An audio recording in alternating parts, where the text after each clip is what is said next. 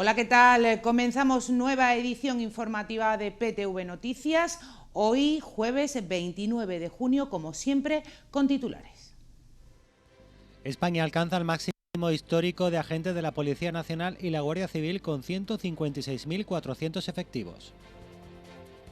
El IPC cae por debajo del 2% por primera vez desde marzo de 2021. Los concejales del Ayuntamiento de Málaga se suben un 7% el sueldo debido a la inflación. Einar Galilea será jugador del Málaga la próxima campaña. Y comenzamos nuestro informativo lamentando un siniestro mortal en la provincia de Málaga. Un aparatoso accidente entre un camión y un turismo se ha saldado este jueves con 2 personas fallecidas y otra tercera herida que ha sido evacuada al Hospital Clínico Universitario. El herido es el conductor del camión de 61 años. La colisión mortal se ha producido en torno a las 6 de la mañana en la carretera A355 que une Coín con Marbella y Málaga. Y bueno, continuamos contándoles que España alcanzará el máximo histórico en agentes de la Policía Nacional y la Guardia Civil este verano, con 156.400 efectivos. De estos, más de 2.700 estarán en la provincia de Málaga. Así lo ha anunciado el ministro del Interior, Fernando Grande Marlaska, durante la presentación del despliegue de las fuerzas y cuerpos de seguridad del Estado diseñada para la Operación Verano 2023. Con la incorporación en estos días a sus correspondientes comisarías de destino de los alumnos de la nueva promoción de policías nacionales, el cuerpo crece hasta los más de 74.400 efectivos. Con respecto a la Guardia Civil, los recién graduados llegarán a sus cuarteles a partir del próximo 3 de julio. Estas incorporaciones permitirán reforzar el despliegue de seguridad para este verano con el objetivo de proporcionar protección a todos los ciudadanos que acudan o se muevan por España para disfrutar del periodo vacacional, así como a todas las actividades ligadas al turismo. Vuestro despliegue se completará con las medidas contempladas en el Plan Turismo Seguro, lo que nos permitirá disponer del mejor operativo posible para prevenir la actividad delictiva de la que puedan ser víctimas los ciudadanos nacionales o extranjeros en sus desplazamientos y estancias en los distintos enclaves turísticos de nuestro país. Con esta operación se presta especial atención al sector turístico, uno de los más importantes de la actividad económica española. Además, se pretende potenciar la imagen de España como un destino seguro que ofrece un entorno de tranquilidad y confianza para aquellos que eligen este país para su descanso. Y el ministro del Interior ha aprovechado para criticar la actitud del líder de los populares, Feijóo, por tardar tanto en dar a conocer su rendimiento económico. Para Grande Marlaska es el principio de la necesaria transparencia y publicidad y ha señalado que tener un sobresueldo de 4.000 euros al mes como el de Feijóo no es lo más común para un ciudadano. Además, ha apostillado que bajo su punto de vista aún le queda por dar a conocer algún que otro dato sobre su economía al líder de los populares. Es el principio de la necesaria transparencia y publicidad. No sé por qué hay tanto problema. Al señor Feijóo le ha costado mucho, quiere decir, dar a conocer los rendimientos. La verdad es que tener un sobresueldo de 4.000 euros al mes, pues yo creo que pocos españoles pueden decir que tengan ese sobresueldo. Grande Marlaska también ha informado de cómo se llevará a cabo el dispositivo de seguridad del próximo 23 de julio, fecha de las elecciones generales, y el control que habrá en los colegios electorales. El dispositivo cuenta con 3 fases. He dictado una instrucción con el fin de garantizar la seguridad física y también la seguridad digital, vamos a decir, de las tecnologías de la información y la comunicación, y también, y dentro de esa instrucción está la seguridad en el marco de los colegios electorales, por supuesto, con 3 fases que son una fase previa, una de alerta y la fase crítica, que eso ya es el día de las elecciones, del proceso electoral. y el IPC cae por debajo del 2% por primera vez desde marzo de 2021. Eso sí, la inflación subyacente, que es la que más nota el consumidor, sigue en torno al 6%. Es la primera vez en 2 años que la tasa de inflación tiene un valor tan bajo. En junio los precios se moderaron hasta el 1,9% según los datos adelantados por el INE, una tasa casi 1,5 puntos inferior a la de mayo y que confirma que los precios están conteniéndose gracias a la caída de los precios de los carburantes, la electricidad y los alimentos, que aumentaron algo menos que en junio del pasado año. La cara menos amable de la moneda sigue siendo la inflación subyacente, el indicador que descuenta del cálculo de los precios de la energía y determinados alimentos no elaborados para reflejar hasta qué punto la enfermedad inflacionaria se ha extendido por los distintos sectores económicos. El IPC subyacente se situaba en junio todavía en el 5,9%, una lectura apenas 2 décimas menor que la registrada en mayo y que sigue todavía muy lejos de los niveles anteriores a la crisis. Además, hay que recordar que la inflación subyacente es la que más nota el consumidor, pues los productos que forman este indicador suponen más del 80% de la cesta de consumo de los hogares españoles. Eso sí, la desaceleración del IPC al 1,9% tiene un componente simbólico muy importante, y es que la inflación vuelve a estar por debajo de los umbrales máximos permitidos por el Banco Central Europeo por primera vez en más de 2 años. La mala noticia es que, según los expertos, el IPC anual volverá a repuntar al 3,5% en septiembre e iniciará una nueva senda al alza que lo llevará hasta el 5% en diciembre de este año.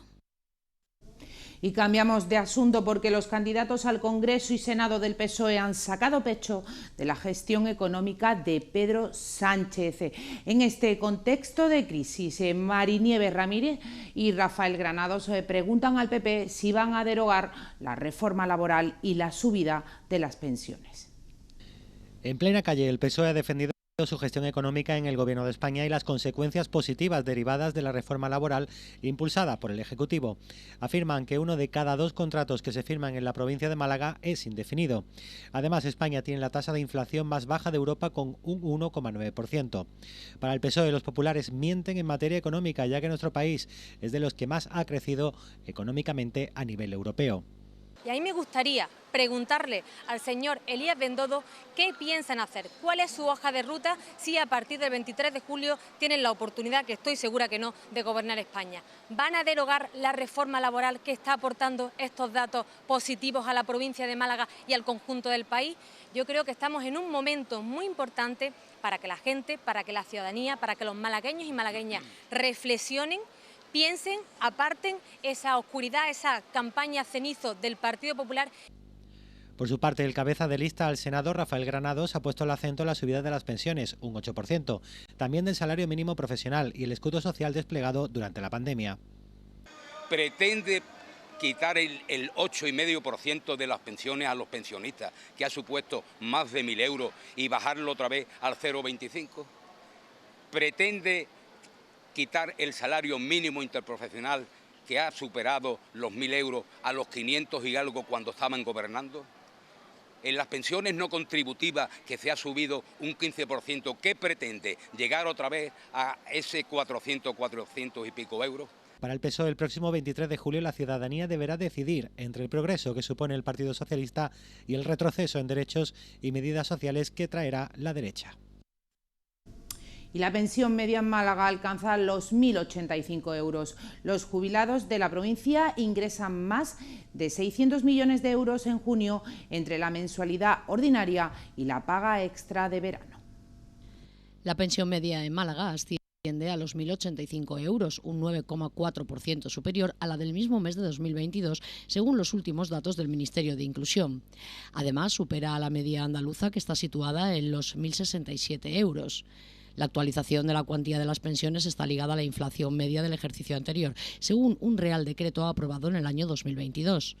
La Seguridad Social desembolsa en Málaga más de 600 millones de euros este mes de junio para pagar a los pensionistas, tanto la mensualidad como la paga extra de verano. Por la mensualidad ordinaria, los pensionistas malagueños ingresan 305 millones de euros, un 11,36 más que en 2022, mientras que la extra ha pasado de un año para otro de los 266,8 a los 297 millones de euros. En Andalucía solo hay una provincia en la que el desembolso es mayor, el que se efectúa en Málaga, Sevilla, donde se rebasan los 850 millones de euros. En Málaga la Seguridad Social paga 280.000 pensiones, de las 171.000 son de jubilación, con una cuantía media de 1.253 euros. Las de viudedad rondan los 790 euros, mientras que las pensiones por incapacidad alcanzan los 1.000 euros mensuales.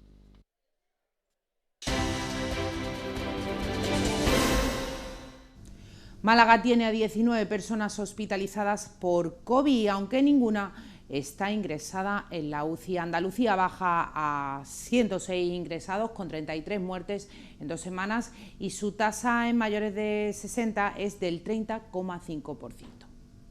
Andalucía ha sumado en las últimas 2 semanas un total de 1.262 nuevos casos de coronavirus, elevando a 1.655.600 la cifra total de contagios desde el inicio de la pandemia.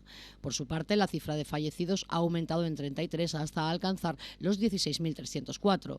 La buena noticia es que ha bajado el número de hospitalizados, en este caso en 60, situándose en 106. De igual manera, ha bajado el número de ingresados en la UCI, que se sitúa en 9. En cuanto a los datos de los hospitalizados por provincias, Jaén está a la cabeza con 20, de los que 2 están en la UCI, seguida de Málaga y Granada con 19 cada una de ellas, pero mientras que en la primera no hay ingresados en UCI, en la segunda hay 2. Respecto a la incidencia media actual de contagios en Andalucía en los últimos 14 días en personas mayores de 60 años, sigue en la senda descendente. Concretamente se sitúa en 30,5 por cada 100.000 habitantes, 5 puntos porcentuales menos que hace 15 días. Una investigación española pionera a nivel mundial sobre cáncer de pulmón eleva un 20% la supervivencia y beneficiará a 6.000 pacientes al año aquí, en España. Los resultados de este estudio realizado por el Grupo Español de Cáncer de Pulmón refrendan el gran beneficio de la quimioinmunoterapia con nivolumab antes de operar los tumores de pulmón en estadios 3. Este estudio español ha abierto la puerta a un cambio global en el tratamiento de los pacientes con cáncer de pulmón precoz. Estados Unidos realizó una aprobación rápida para que este esquema de tratamiento esté disponible en centros hospitalarios norteamericanos y esperan que llegue este mismo año a Europa también. En la actualidad, solo un 30% de estos pacientes sobreviven a 5 años.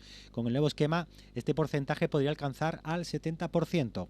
Los investigadores aseguran que más de 6.000 pacientes pueden beneficiarse de mejoras en la respuesta al tratamiento y la supervivencia cada año en España. Los datos del estudio denominado NADIM-2 abren la puerta a aumentar el porcentaje de pacientes que logran una remisión completa de su tumor a largo plazo. En este sentido, la investigación apunta que un 36,8% de los pacientes logran una reducción completa del tumor, frente al 7% que lo hace con el enfoque tradicional de aplicar el tratamiento tras la cirugía.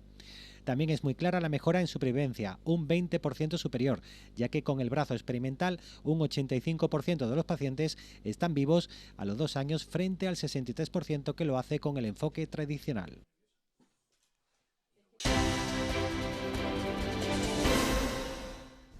Los sueldos de los concejales en el Ayuntamiento de Málaga subirán un 7%, con De la Torre a la cabeza, que cobrará 87.325 euros anuales.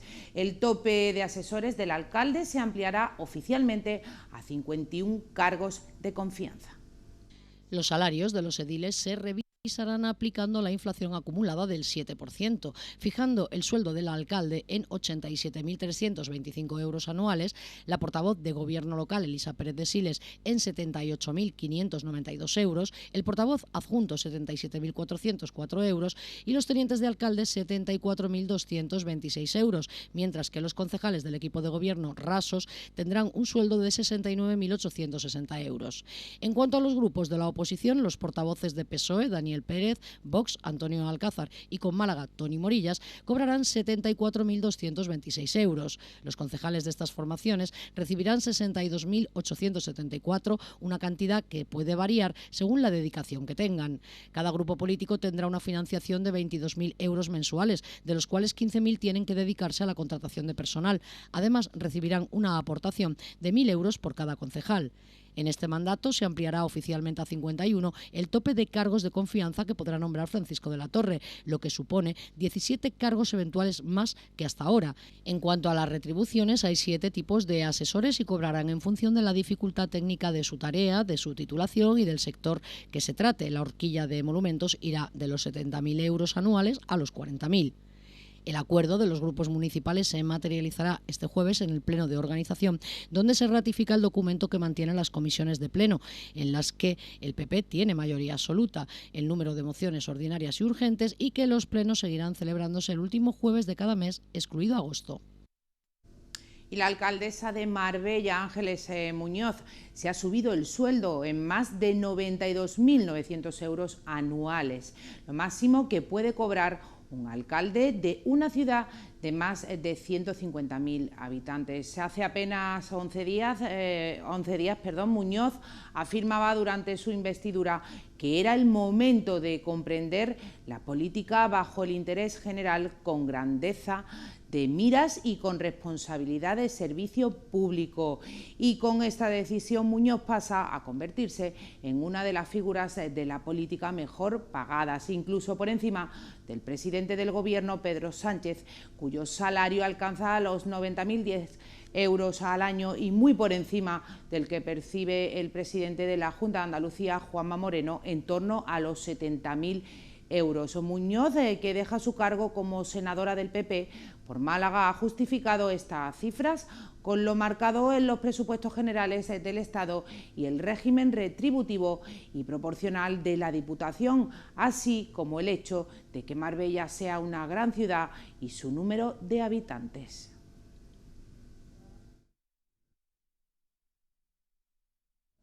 El Auditorio Curro Román acogerá el 20 Festival Flamenco Niño de las Moras del Palo el próximo 8 de julio. El evento rendirá homenaje al poeta flamenco Antonio Beltrán y reunirá a artistas como el Purili, Ponela Hijo o el bailaor Carrete.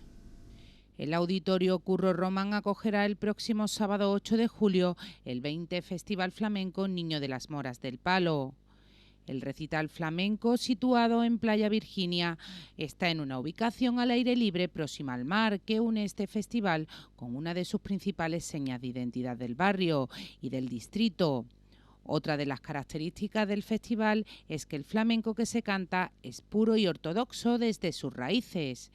El festival contará con las actuaciones del Purili, Ponela Hijo, Pepe Guzmán, Carmen Carmona, Alcante Chaparro de Málaga, Eligio Álvarez a la guitarra y Carrete y su cuadro flamenco al baile.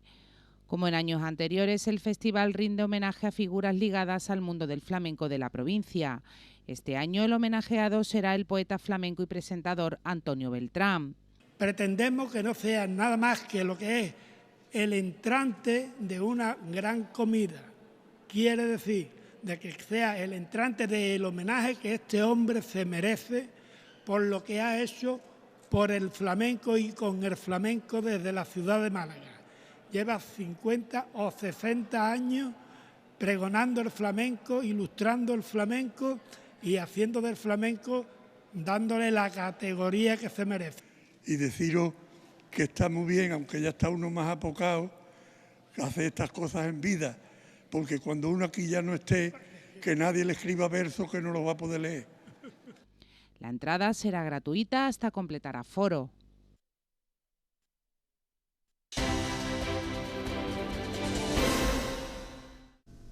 Einar Galilea será jugador del Málaga la próxima temporada.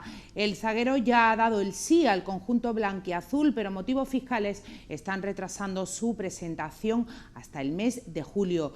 Loren Juarros también está animando a varios de sus canteranos para que se queden en el club. Por otro lado, ya se conoce la fecha de inicio de Primera Federación, que será el fin de semana del 28 al 29 de agosto. Einar Galilea ya es del Málaga. Motivos fiscales están retrasando la imagen del vitoriano entrando a la Rosaleda, pero ya ha dado el sí al club blanquiazul y la semana que viene firmará. El central vasco llega como agente libre desde el NK Istra de Croacia, en el que ha estado 5 temporadas y llegó a ser capitán. El objetivo de Loren Juarros es seguir incorporando a jugadores de puestos claves, y lo cierto es que el Málaga no anda sobrado en cuanto a centrales. El cuadro malaguista busca también músculo y veteranía.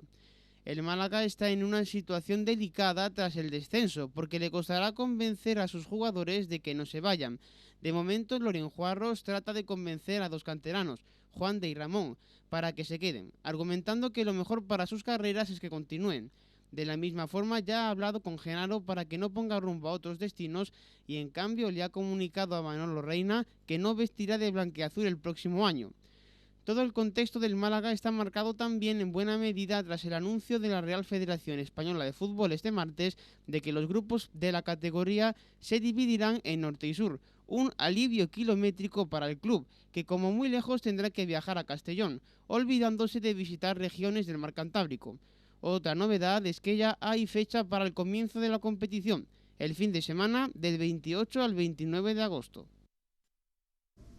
Y Estepona, Marbella, Vélez y El Palo serán los 4 representantes malagueños en Segunda Federación la próxima temporada. Han quedado encuadrados en el grupo 4 y ya conocen a sus rivales y las fechas del torneo, que se jugará entre el fin de semana del 2 al 3 de septiembre y del 4 al 5 de mayo. Marbella y El Palo se unen este año a Segunda Federación junto a los también malagueños Estepona y Vélez, que ya estaban de antes. Finalmente han quedado encuadrados en el grupo 4 junto al resto de andaluces: Betis Deportivo, Atlético Antoniano, Cádiz Mirandilla, San Roque de Lepe, Balompédica Calinense y Sevilla Atlético, además de los murcianos Águilas, Cartagena B, La Unión Atlético, Mar Menor, UCAM Murcia y Yeclano Deportivo. Castilla-La Mancha tendrá un representante en Mancheco Ciudad Real y la Comunidad Valenciana otro, el Orihuela.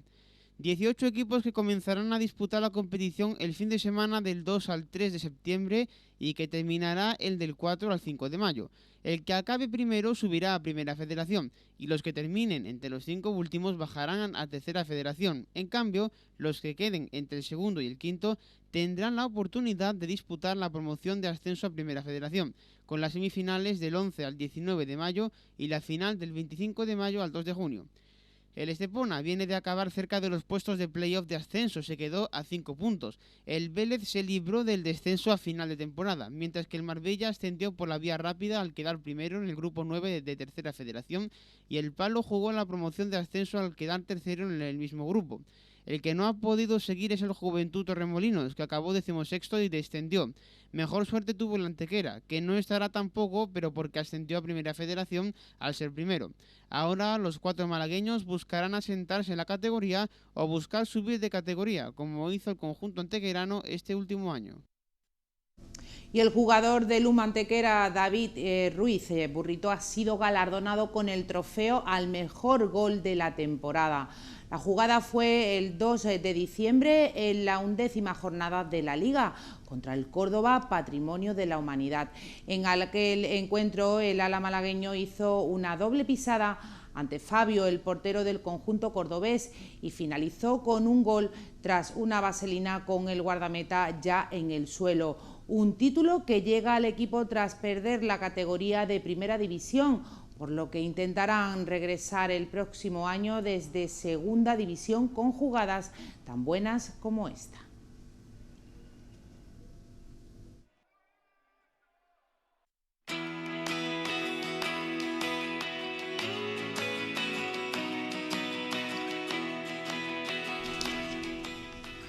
Cielos poco nubosos o despejados en el interior para mañana, intervalos de nubes bajas y brumas, sin descartar nieblas en el litoral, vientos de levante, salvo al principio de la mañana, cuando en el interior estarán flojos variables. En el litoral occidental soplarán del oeste, disminuyendo durante la tarde. La temperatura máxima será de 34 grados y la mínima de 20.